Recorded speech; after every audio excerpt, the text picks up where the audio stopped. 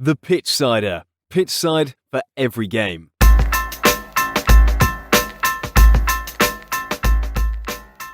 Hello and welcome to the Pitchsider Podcast. Coming up this week, we have reaction to the final games for the World Cup starts.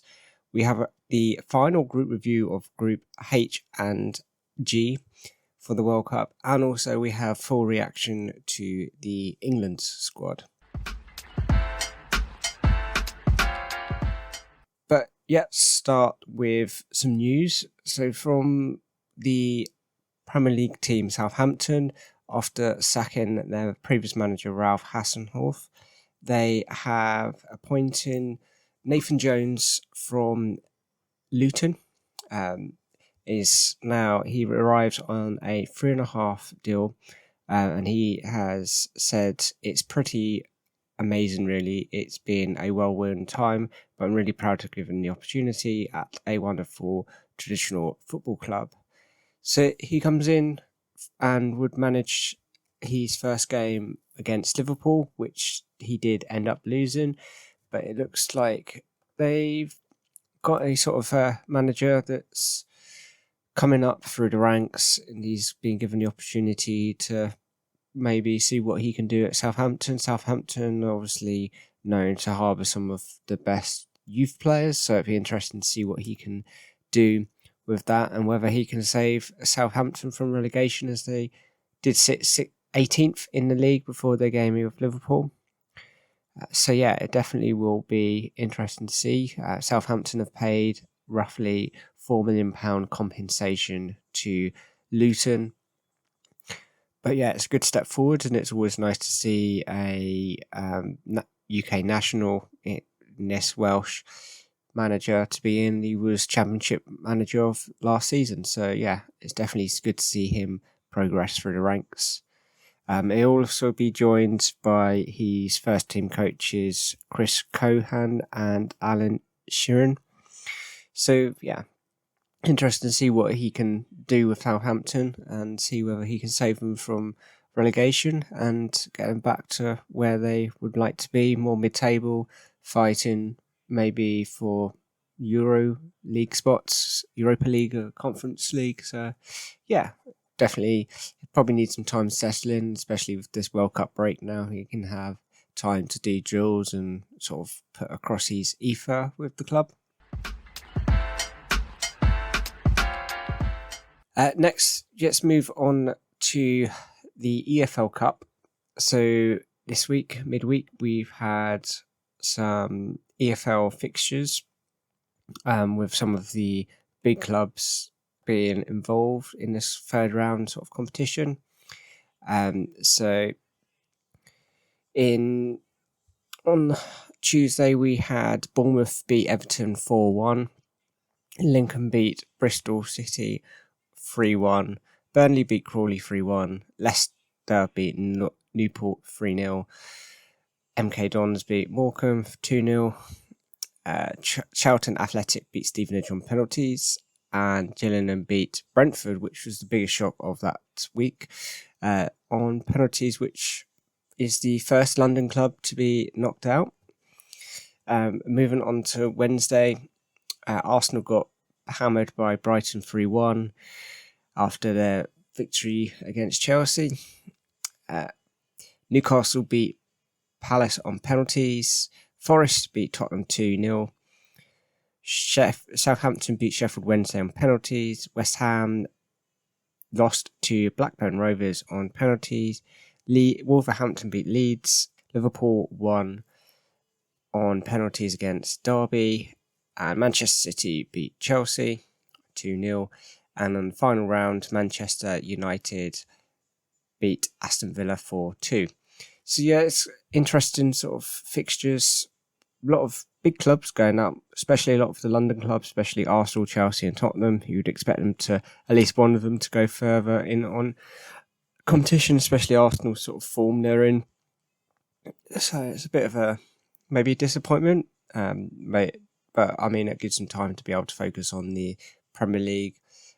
This is more of a competition that's getting a bit more prestigious. Clubs want to try and win it, but it's not sort of anywhere compared to the FA Cup or Premier League at the moment. So teams do seem to very rotate their squads. But yeah, the biggest game on that was obviously Chelsea versus Chelsea versus City, which ended 2-0 to City. But it wasn't all disappointing for Chelsea. They played really well, so they can hold their heads up high with that. And yeah, gave City sort of a run for their money. But both sort of squads were rotated, and definitely City's backup goalkeeper definitely sort of earned his money. He was definitely on fire, probably deserved to be man of the match, definitely kept them in it. But some of the Chelsea passes were very shots were very scripted. Probably one of the biggest shocks was Arsenal. Seemed to not sort of turn up. I mean, they did fully rotate with a sort of youth goalkeeper that's made his debut. So yeah, it was nice to see some of these players sort of given a chance, and yeah, definitely good to see. So I'll just go over the fourth round fixtures. Date hasn't been set. Probably the 20th of December. Nottingham Forest play Blackburn Rovers. Brighton play Charlton. Man City versus Liverpool. This is going to be a very interesting game. Manchester United versus Burnley. MK Dons versus Leicester. Newcastle versus Bournemouth. Southampton versus Lincoln. And Wolverhampton versus Gillingham. It's definitely opens this competition up to maybe a different winner, especially Man City versus Liverpool. One of those teams will definitely go out. So whoever wins that was probably likely to be favourites. But yeah, it's definitely sort of anyone's to play for. And there's definitely some interesting sides. You could probably count on Nottingham Forest, Brighton going further. United are always sort of an odd one. They might go. It might be Manchester Derby, but it depends on what the draw is like. Especially if the way it currently goes, it seems that all of the big teams get drawn against City. So City have definitely got their work cut out for this. Let's move on to the Premier League. So we've had the last round of fixtures before the World Cup. A few surprises in here. So we started off on Saturday with Brentford. Ended 2-1 to Brentford against City, which definitely a shock. Ivan Toney showing that he can still score. Bournemouth versus Everton. Bournemouth did the double in the week, getting a 3-0 victory over Everton. Liverpool beat Southampton 3-1. Nottingham Forest beat Palace 1-0. Tottenham got a very topsy-turvy game, ended 4-3 against Leeds to Tottenham. West Ham lost to Leicester 2-0. Newcastle beat Chelsea 1-0. And Arsenal beat Wolverhampton to go 5 points clear at the top 2-0. Villa beat Bournemouth 2-1, and Manchester United in the late kickoff of today on a Sunday beat Manchester United. Manchester United beat them 2-1. So yeah, it's a interesting sort of round of fixtures. Manchester City, I suppose we start here. They lost to Brentford. 2 good goals by Toney. He has been in the news this week. He's been dropped from the England squad, so he's definitely shown what Gareth Southgate is missing. But yeah, it's a bit of a shock for City. They now drop points, and where Arsenal were able to win 3-0, they go 5 points clear and will be top at Christmas. So looking good for Arsenal. Looking good to see if they can go and win this year's Premier League. But yeah, Everton, they were on sort of a good sort of run of form, and now they've sort of bottled that twice against Bournemouth, going down the South Coast. It's not maybe their bogey team, but made a very few defensive errors with Pickford, and left them very open and exposed. Nottingham Forest seem to be sort of getting their stride back together, beating Palace 1-0. Palace are a very good side, and you would have expected them to be getting a number of goals in this, and maybe sort of would push them onto the game. Push them on in the Premier League, but Forest now move up from the bottom of the table after this win. Probably the best game from the weekend is Tottenham versus Leeds. Ended 4-3. It was only in the last sort of 7 minutes that Tottenham actually went top. Kane and Davies scoring. But yeah, it's a very good game to watch. Definitely go and watch the highlights if you haven't of this game. But yeah, City sort of proven their class off once they got that fourth goal. But yeah, poor defending by both sides, letting this number of sort of goals in. But yeah, looks like a very good game to go and watch. And yeah, definitely if you were a Tottenham fan, you were probably expecting a loss from this. So yeah, it's very good to sort of come out with a 3 points here, and probably disappointment for Leeds. They were very, very on top with obviously scoring the first goal, and then Tottenham equalised, and then Leeds went in front again, and then Davies scored, and Tottenham were level. Leeds then get another goal, and then Tottenham seemed to sort of pull it back at the end. Let's take a minute to sort of talk about Chelsea. They've definitely sort of on some sort of streak where they're sort of losing. It could be down to injuries, but they've got a good enough squad that should be winning games, and it's definitely something that needs to be worked on over this sort of break. They're kind of good to have a break and get some of the squad sort of together. And Potter needs time. I definitely don't think he should be sort of getting a sack, as some Chelsea fans seem to be sort of asking for, but still too early on. It's definitely, he's working on a project, so everything kind of needs to settle down at Chelsea, and it's going to take time. It's definitely sort of a transition sort of period at the moment. So yeah, I definitely it'd be interesting to see what they come back with in the Boxing Day fixtures. Unai Emery continues his sort of dominance back in the Premier League, getting his sort of second win in a row in the Premier League over Brighton. Brighton, a very good side at the moment after this sort of winning against Arsenal in the week. So yeah, it's definitely going to be an interesting sort of season. It's going to be interesting to see what this sort of break does, whether certain players will be back and whether teams will be fully fit, whether players will be injured from the World Cup. But yeah, it's going to be interesting. Let's have a quick look at the Premier League table. So as I mentioned, Arsenal are 5 points clear of City in first. Newcastle United, after their win at Chelsea, are third.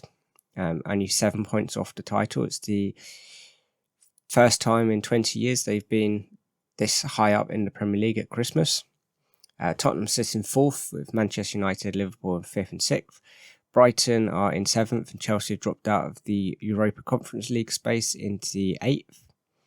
And yeah, looking down at the bottom, Wolverhampton are at the bottom after they can carry on their sort of loss run. Southampton are down there. Forest are 18th at the moment after their win. Definitely sort of pulled them off the bottom, but they're still in contention with Everton and West Ham. Looking a bit, David Moyes is being backed, but whether he will eventually lose his job is sort of a bit of a downward spiral from last season. They had very good success, so it'd be interesting to see how far they can sort of climb back up the table in the second half of the season.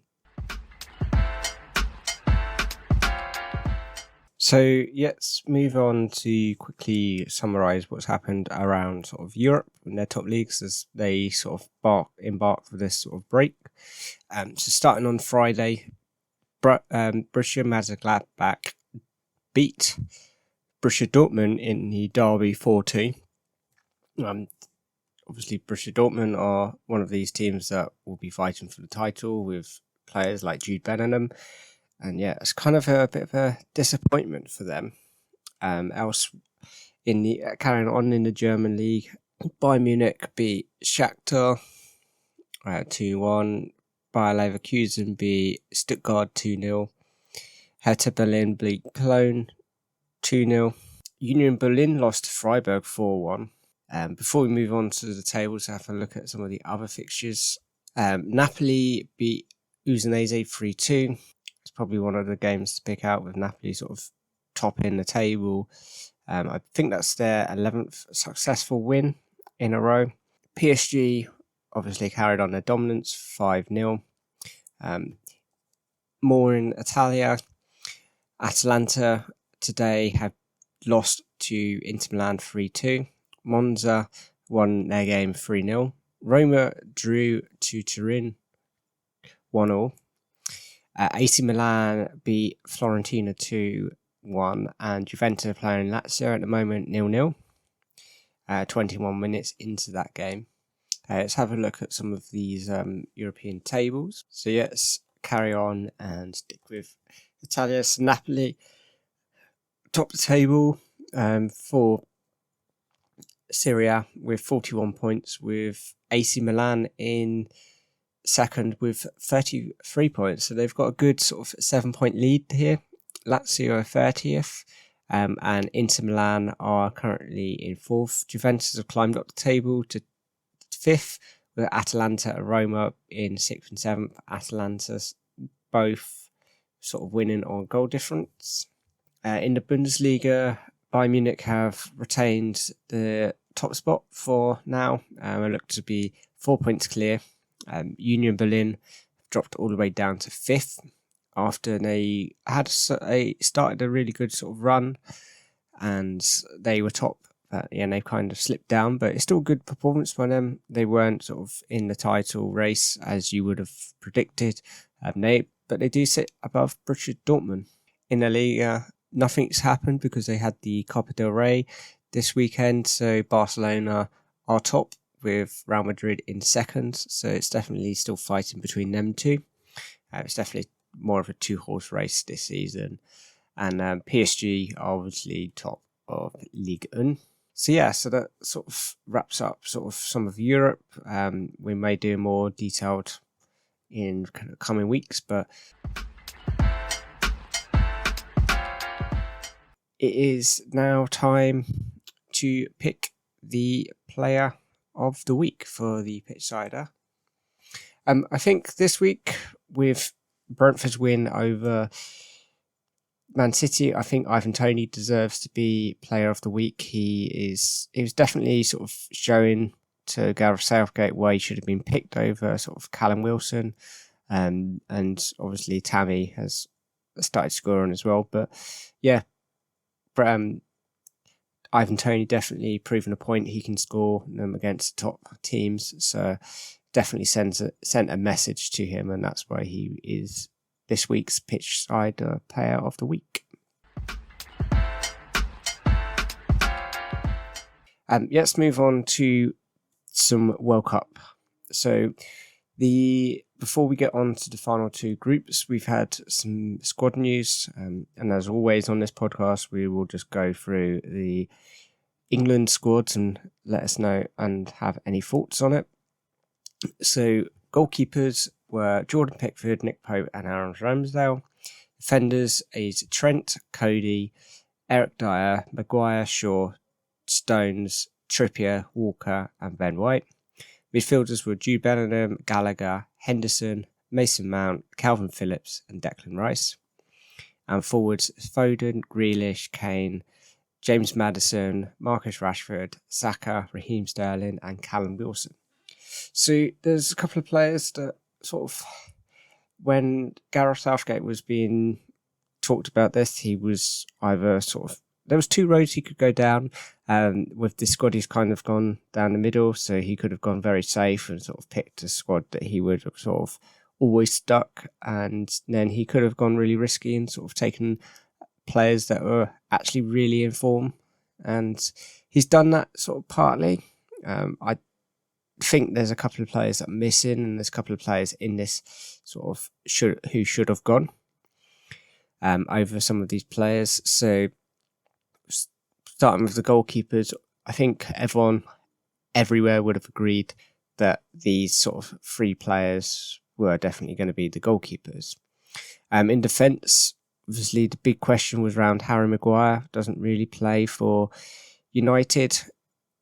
Should he have made this England squad? He seems to be sort of a favourite of Gareth Southgate's, and that's why he gets in. So it seems interesting to see why he is picked and whether he should have been picked. But he is in. It's just sort of players like Tomori, should he have been included? He's definitely doing well over in Italy, but younger sort of defender, and there's a couple of other defenders that sort of may have been in a shout over sort of Harry Maguire, could arguably be in better form. But yeah, it was nice to see sort of Ben White included, having sort of a very nice season with Arsenal playing right back. He's definitely sort of one of these diverse players. Trent is obviously in this as well, which there was questions over him, whether he would have been included. It would have been interesting. Moving to the midfield, one player that obviously stands out on this is Calvin Phillips. Obviously, in the Euros last year, we had Calvin Phillips and Declan Rice as sort of a really good midfield, which took us all the way to the final. But Calvin Phillips has been out with a couple of injuries this season, so he's only really started a handful of games. Whether that deserved an England call-up, it seems that he's sort of been picked as a favourite. There were other sort of options that he could have picked, maybe sort of Ruben Loftus-Cheek or Ward-Prowse, or other players that seem to want to sort of be included. So it was just seems that it's a bit, it doesn't know if he's going to be fully fit and he's definitely not in form. He's not been playing for City, so I don't think he should have been included in this squad. But it's nice to see Jude Bellingham and Gallagher to be included. Henderson's obviously there for his leadership capabilities. But yeah, probably the midfield will be Mason Mount, Declan Rice and Jude Bellingham. Forwards is an interesting one. A lot of talk over this, whether certain players should be included. And one of them, the very big talking point, was James Maddison, whether he would be included or not. He has been included, so it's good to see. Everyone's happy to see that he's in. He's in very, very good fine form, and he has survived the late scare from this Leicester game this weekend. But one of the biggest points was who would be the understudy to Harry Kane in this squad. Callum Wilson has got that role, but should have Ivan Toney got this? He's been playing a lot better. Tammy Abraham, he's been playing as well. Callum Wilson's sort of only come back from form, even though he is in some good form. Whether you would have said Toney is in better form, Southgate sort of seems to have favourites. Let's hope that this squad can sort of push on and hopefully do it for England and bring us back the World Cup and bring it home where it belongs. It's definitely been a long time since England have won the World Cup, and yeah, exciting times. And let's finally move on to the group stage. So let's start with Group G. So Group G are made up of Brazil, Serbia, Switzerland, and Cameroon. So they all sort of are pulling off from all four corners of the globe. But let's start with Brazil. Brazil are obviously one of the best teams in this competition, and they've won it a number of times, and they are probably going to be the favourites to go on and win this. They're packed full of key players, especially one of them being Neymar, but they've still got Alisson, Ederson, sort of Thiago Silva, Gabriel Jesus. There are so many Brazilian forwards that probably the most informed Firmino has been left out of this squad, which is a bit of a disappointment for him. But they are definitely sort of one of the favourite teams to go and win this competition. They're stacked full of players and definitely the favourite to go and win this competition. Obviously, their key man is Neymar. And yeah, they will definitely give sort of star, and it'll definitely be interesting to see how far they go and whether Brazil will play Messi in Argentina or Mbappe in France. Obviously being Neymar's colleagues, and Neymar is definitely sort of he's impressive form. 13 goals, 10 assists in 17 games so far this season. So he's definitely in fine form to go and sort of do well for Brazil. The next squad is a bit of a sort of a surprise squad. They definitely are a squad that can do very well in this competition, and a squad that aren't very favourites to win it, but this is Serbia. They have two very good strikers in Mitrovic and Vlahovic playing for Fulham and Juventus. They are definitely, both strikers are in top form, especially Mitrovic, especially in the Premier League. So it'd be interesting to see how far they can actually push on. They've sort of got an outside chance of winning this. They're definitely favourites, and they're definitely my favourites to sort of come second and sort of be a wild card of this group. Could be one of the dark horses of this competition. So definitely sort of might be worth a cheeky bet on, see how far they can get. And if you're looking sort of for a sweepstake, want to sort of we've picked a couple of safe options and you want a sort of a wild card option, definitely Serbia is definitely a good shout. And yeah, these Mitrovic scored a last gasp winner for Serbia to seal their place in against Portugal. So it's not sort of small teams they are playing. They have played the big boys and have won. So definitely keep your eyes out for Serbia. Switzerland had a impressive run in Euro 2020, getting to sort of the quarterfinals. They're definitely, their key man is Shaqiri, even at the age of 31, and he's playing in the MLS. He is definitely sort of a danger man. He sort of, when he last played England, he was definitely sort of a danger man playing in the number 10. Sort of, he's definitely deadly from free kicks and sort of crosses. They're going to give Serbia sort of a run for their money to see if they can actually do anything against them. But I think, in my view, they're going to sort of finish third in this group. They don't really seem to be a sort of favourite of anyone, sort of even like an outside favourite to go and win this group or get out. So yeah, I would put them third behind Serbia. The final team in this group is Cameroon. They were the hosts of the AFCON 2021 and got through to the semi-finals. They're definitely one of these sort of teams that you can sort of maybe could cause an upset, but yeah, they're definitely going to sort of struggle against definitely Brazil, probably Serbia, and sort of this Cameroon squad definitely isn't the best of Africa. You sort of got that with Senegal, but Mane sort of being injured could be interesting. But yeah, definitely it's interesting to see who they sort of will see where they can go with this. But yeah, one of the biggest sort of tests is going to be Cameroon versus Switzerland. It's definitely going to be the interesting game, and they can show everyone what they are. But yeah, well done for them making the group, but they're going to finish bottom in my opinion. And the final group for this is Group H. Definitely an interesting one, with the likes of Portugal, Ghana, Uruguay, and South Korea making up the last of this group.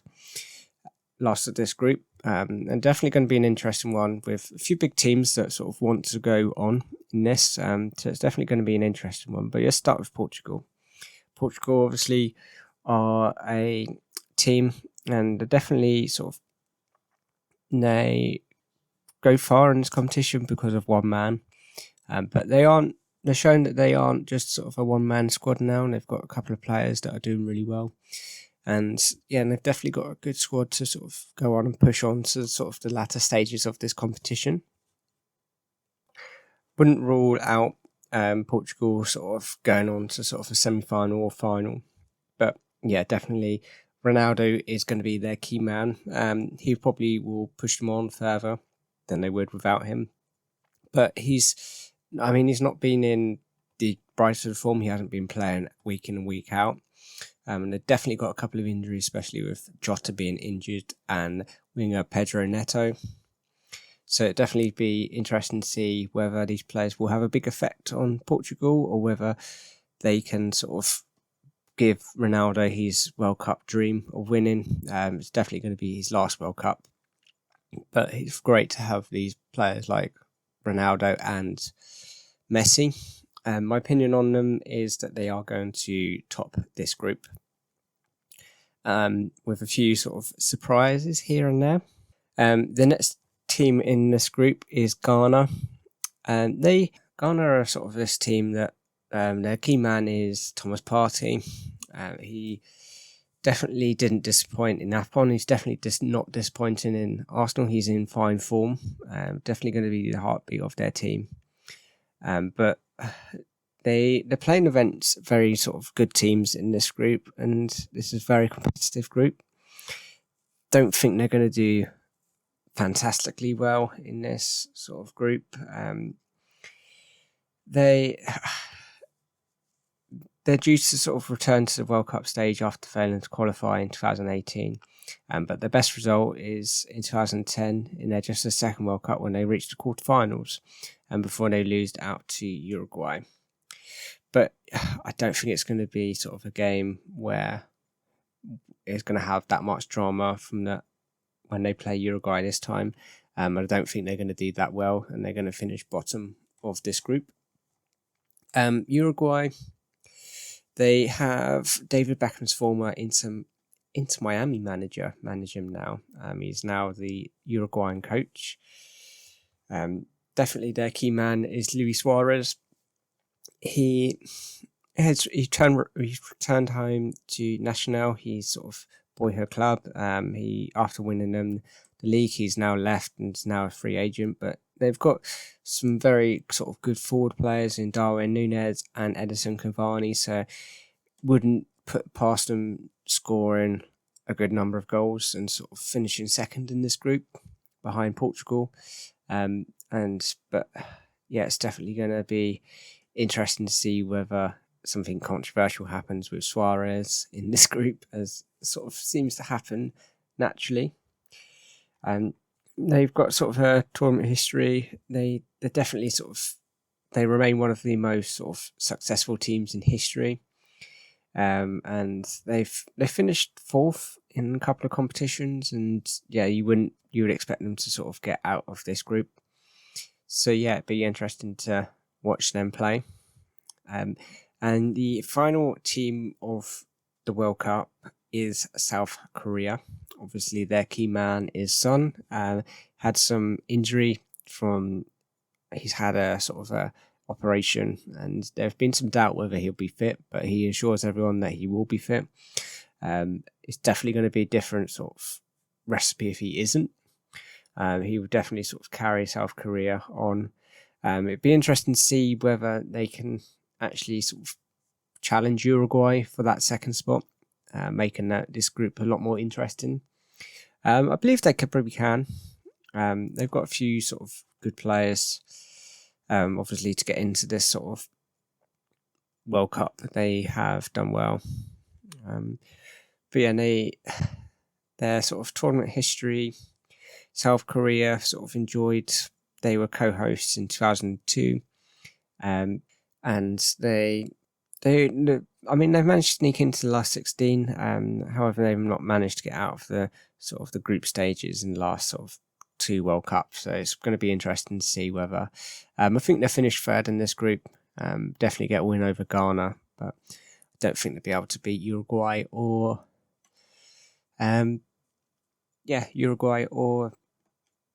Portugal. I think my predictions probably will be Brazil probably win this competition, with the final of France versus Belgium is my prediction. With England, I reckon they probably will get to the quarterfinals. I don't think they will go much further than that.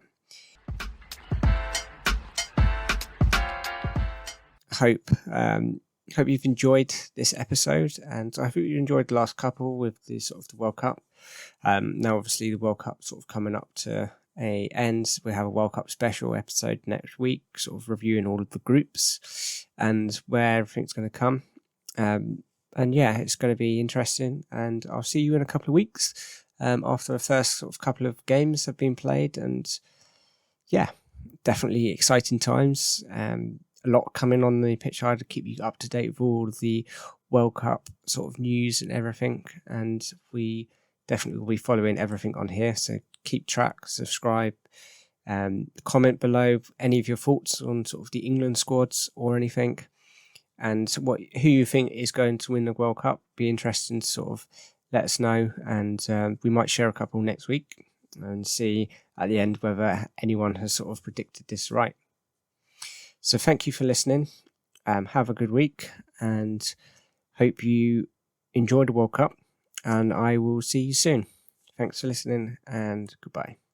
For all the latest news, transfers, and football articles, check out thepitchsider.com. It's the place to be. Contact us on our socials. Instagram and Twitter is @thepitchsider, or via email is thepitchsider@hotmail.com.